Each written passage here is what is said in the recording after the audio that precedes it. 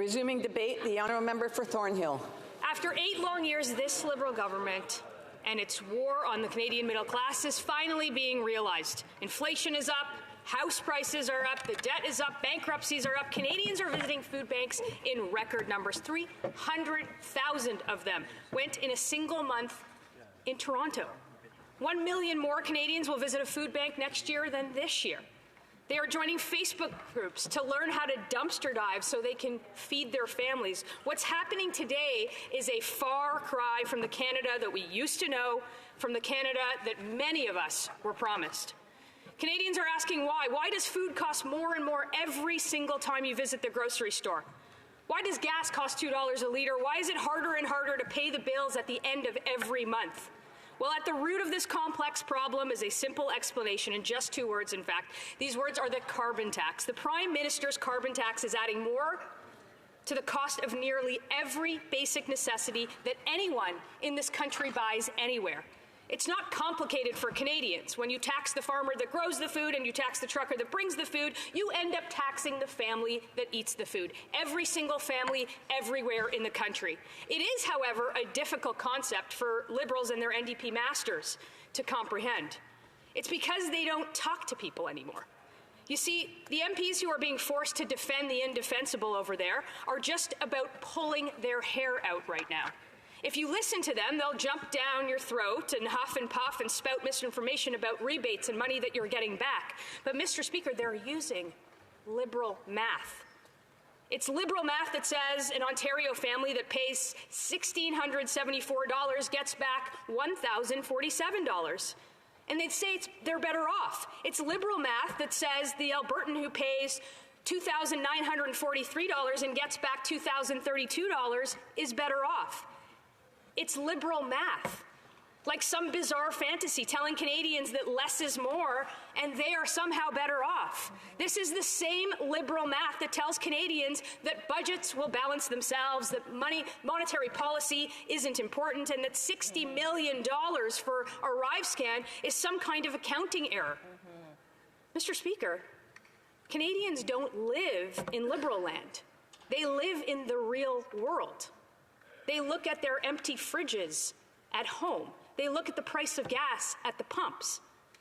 They don't do Liberal math. They do real math. The real math is getting harder and harder every day as budgets and bank accounts and borrowing are stretched to the limit. For everyone, everywhere. They used to talk about the environment until the caucus revolt from his East Coast MPs, the Prime Minister's East Coast MPs, that forced him to admit that his tax was a tax and that it was too much, and then he backed down from his signature fake environmental policy. And he gave them what they wanted until, of course, the next election. The radical Minister of the Environment had a different takeaway yesterday. He told Canadians that we can't put climate change on hold. And I agree with him. Which is why it is so infuriating to see this carbon tax used under the guise of somehow improving Canada's environmental performance. After 8 years of this Prime Minister, we rank 62nd out of 67 countries when it comes to climate performance. The Environment Minister could have scaled more floors on the side of a tower than 62 by now. The only emissions target we ever met was during COVID, when the government shut everything down in this country. Our taxes are up, our costs are up, and our emissions are going up. So if the carbon tax doesn't give Canadians more money and it doesn't help the environment, then what are they doing here? Well, we know, and Canadians are finding out too, it makes the Prime Minister richer. More money flowing into the pockets of his Liberal coffers. There it could be funneled to insiders and his well-connected friends. Those are the only people in this country that are better off after 8 years. It means more money to spend on high-priced consultants, more money to spend on trips around the world, and yes, more money to somehow make an $80,000 app $60 million. Madam Speaker, we all know this, the true cost, the true impact, and yes, the true intention of the carbon tax. It really seems like a sick joke that this Prime Minister would choose to raise it once again. And it's not just by a little. It's by a whopping 23% on all Canadian families, on farmers, on First Nations, in less than 2 weeks. And it's not just because the tax is being raised, it's because it costs so much to achieve so little, and that's the story of this government. And it's because it comes probably at the worst time for Canadians in a long, long time, probably since we had a prime minister with the same last name as this one. 51% of Canadians are less than $200 away from bankruptcy, and a 23% increase means they're even closer, probably $200 more every year for the average family. More money flowing out of the wallet and not back into it. It's even more money at the pump, at the grocery store, and at the bills at the end of every month. It's a kick to Canadians that are already down, and it's no surprise that 70% of Canadians and 70% of premiers, including Liberal premiers, and even more opposition parties across the country oppose this increase. It's because they all know what we know. This tax isn't worth the cost, and neither is this Prime Minister. The Prime Minister says that these Canadians and these premiers just don't have principles. But he's got it all wrong. They have something that he has never understood. They have bills to pay, they have mouths to feed, and they have to get to work every day. I have some advice for the Prime Minister through you, Madam Speaker, and I say this to everyone else saying that things are wrong. Maybe it's time for him to finally look in the mirror instead of blaming everyone and everything else. We have been here for nearly 2 years. Conservatives have tried everything to force this government to listen to Canadians, but they just don't care. The Canadian people are tired of being taxed to death. They are tired of runaway inflation and runaway spending, and they are tired of being told it's all their fault. They deserve a say in this 23% tax increase. So today, this motion of non-confidence in this Prime Minister will allow every Canadian to go to the polls in a carbon tax election and have their say. It is the only right thing to do when Canadians have been pushed so far to the limit after 8 years of this Prime Minister. It is the only right thing to do when the increase literally means the difference between solvency and bankruptcy for so many. And this Liberal government, if they're so confident in their carbon tax and so confident that that everybody else is wrong, then they shouldn't be afraid to let Canadians have their say. Let Canadians weigh in. And if the Liberal NDP members from Atlantic Canada, rural Canada, and frankly any part of Canada truly represent their constituents, then they would have the guts to stand up and vote against their boss today. It is long past time to axe the tax. And time is absolutely running out for Canadians right across the country, no matter where you live. But, Mr. Speaker, there is hope. There's hope on the horizon for a government led by the Leader of the Opposition. And Canadians will finally get their say in a carbon tax election. If they choose to vote with the Prime Minister today, we will eventually have a carbon tax election in this country, and Canadians will have a choice. They will have a choice between a Liberal government that divides to conquer and taxes to spend, bolstered by an even more reckless NDP that only exists to say yes to everything that the Prime Minister demands. Or they can have a party that will finally axe the tax and build the homes and fix the budget and stop the crime. I'll support this motion because we should let Canadians decide. Questions and comments? The Honourable Parliamentary Secretary, the Government House Leader. Yes, Madam Speaker, there are fundamental flaws in terms of what it is that people have just heard from the Deputy Leader of the Conservative Party. And that is that it spreads a lot of myths that are out there. For example, Madam Speaker, the member is trying to give the false impression. The reality is over 80% of Canadians will receive more back in the form of a rebate than they are actually paying for a carbon tax. She knows that. Those are real dollar figures, disposable income going up. Why does the Conservative Party want to continue to intentionally mislead Canadians? Do they really think they're that stupid? Great question. Honourable Member for Thornhill. Mr. Speaker, you know when you're yelling at the top of your lungs about mistruths that you're not winning the argument. And as the Prime Minister said yesterday, if you're explaining, you're losing. But here's the facts from the Parliamentary Budget Officer.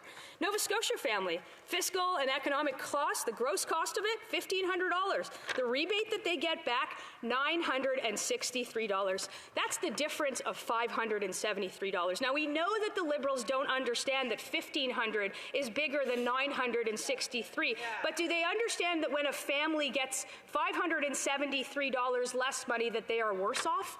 Yeah, exactly. Questions and comments? L'honorable député de Abitibi. The Honourable Member for Abitibi, Bay James Nunavik. Thank you very much, Madam Speaker. I'd like to thank my colleague for her speech. But I'd like to specify something. The Conservatives are saying that people are lining up at food banks and that riots are breaking out when food is distributed because of the carbon tax, which doesn't apply in Quebec, by the way. But perhaps instead they should say to the oil and gas companies, rather, that they should get involved in the green transition. Thornhill.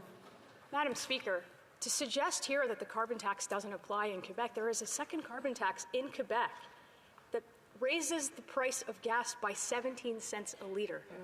That's going to raise the cost of everything that gas transports, from the farm to the grocery store to the table. To suggest that doesn't have an effect, to suggest that the member believes that people eating at food banks has nothing to do with the carbon tax, well, I don't know. I don't think I can help her. Questions and comments? The Honourable Member Timmins, James Bay. Thank you. Well, it is an extraordinary thing to say we are going to force an election that will cost $630 million. And I do agree with my honourable colleague. He says about a leader needing the guts to stand up. Now, on Monday night, the leader of the Conservative Party voted 9 times in a confidence motion to support the government, but he did it hiding behind the curtain on a night when we had the historic vote on peace in the Middle East and Gaza. He has a tendency to be missing in action when it means time to stand up. So I'm going to ask my honourable colleague, I couldn't get an answer from the member for Dairy Queen, but tonight, if he's willing to take the government down, will he actually stand up and be in the House, or will he be off with his lobbyist chief of staff and her lobbyist friends drinking canapes and getting backhanders? Got a point of order. The Honourable Madam Speaker, I think that, the member hasn't been here long. I guess I haven't been here long. But I don't think that you can really keep repeatedly referring to the presence or lack of presence of a member in the House. Sorry, I didn't quite get that. Twice, he's referring to the presence or lack of presence of a member in the House, and we're not allowed to do that, right? So I just want to remind members to please be respectful in the House when they're referring to members of Parliament. Every member of Parliament is an honourable member of Parliament. Point of order, the honourable member for Timmins, James Bay. Yes, I wasn't saying he wasn't in the House. I was asking if he's going to show up. There's a substantive difference, but since it's about an election, he better... Again, I just want to remind members that they're not to say who is or who isn't in the House. So the honourable member for Thornhill. Madam Speaker, the member is actually incapable of being respectful to this institution. And soon, if he ever shows up in his riding, like the Leader of the Opposition pointed out just earlier, to take a step into his... Point of order, the honourable member for the Honourable Government Deputy House Leader. Madam Speaker, a fundamental principle of this chamber is that every member is treated with honour and is considered to be honourable. To say that the member is not even capable of having any respect completely goes against that tradition and that rule that we have. I would ask through you that the Deputy Leader of the Opposition apologize and retract that comment. I want to remind the honourable member she had an opportunity to ask her to raise her point of order without being interrupted, and I would ask her to afford the same to other members who do that. But also, I do want to remind members to please be respectful towards each other here in the House. We are all honourable members, and we see that when that is not done in the proper fashion, then we have issues where the House is seeing some disorder, and we're having to rule on that, and unfortunately we shouldn't have to. So the honourable member for Thornhill. Madam Speaker, it is always in order to talk about the competency or the incompetency of members of this House, and particularly that member for Timmins. And if he bothered to show up in his riding, he would know what the people in his riding are saying. But he doesn't do that. He doesn't go there. He doesn't listen to anyone. The only person that he listens to is his boss, the Prime Minister. We have time for a brief question. The Honourable Parliamentary Secretary for Employment and Workforce Development. Madam Speaker, when the Conservatives were in power, my community in Windsor had an unemployment rate of 11.2% unemployment. Under the Conservatives, Canada lost 300,000 manufacturing jobs. Can the honourable colleague speak to the incompetence of the Conservatives in terms of job creation? Thank you. The honourable member for Thornhill, a brief answer. Madam Speaker, if that member had the courage to vote with his constituency, then he would hear them loud and clear talk about the incompetency of his own Prime Minister. Order. There were still some interruptions being had when the honourable member was answering the question. Again, whether someone is answering a question or someone is asking a question, I please urge both sides to be respectful and to allow those questions to be heard so that everyone, even those at home, can hear the questions and the answers. The